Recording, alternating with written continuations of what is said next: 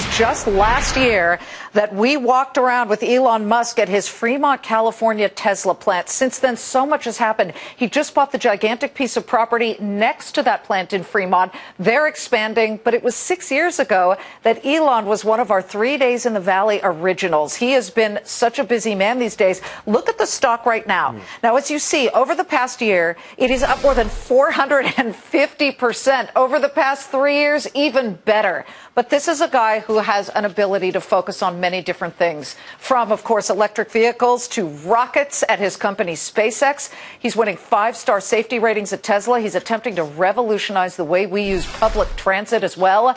But, as we said, an original 3 Days in the Valley alum, he agreed to make time for his friends here at Fox Business. It's a Fox Business special interview. He's joining us remotely, not here in Silicon Valley, Elon, but down at a supercharger station in Hawthorne, where, of course, SpaceX, your rocket ship company, is. Let me just get to breaking news. I saw you tweet just a second ago that you had tested the engines on your Falcon 9 over at Vandenberg Air Force Base within the last hour. How did that go? Yeah, so we're getting ready to launch the next generation Falcon 9 rocket from Vandenberg in California. As a test before launch, we do something called a static fire, where we hold down the rocket and we fire the engines, make sure everything's good. So we're going through that testing, and I think we're almost done with that. And then within about a week or two of that static fire, we should be launching the next generation Falcon 9 rocket. Okay, so we're talking really just days away. You know, you have this amazing deal with NASA to have, what, about 12 launches, and you've had 2 successfully so far.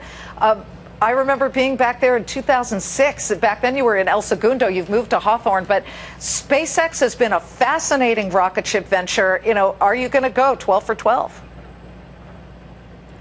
Well, we actually have about 48 missions under contract, of which a quarter are for NASA. So we do have a bunch of NASA missions, but a majority of our missions are actually for commercial satellites, doing broadcasting, communications, mapping, weather, and that kind of thing. And we've actually docked with the space station now 3 times. But what we're getting ready to launch is the next generation rocket. We're really trying to advance the state of space technology and ultimately hopefully get it to the point where it's possible to send people to Mars. So you know, so far so good, but the rocket business is a very difficult one, and it's certainly possible that the upcoming mission could fail, and potentially in a very significant way. Right. Well, we hope that doesn't happen, but you know what? You guys have in the past, way back when, failed and then picked yourselves right back up and gotten that NASA space station contract. Of course, we've followed it closely at Fox Business, as we have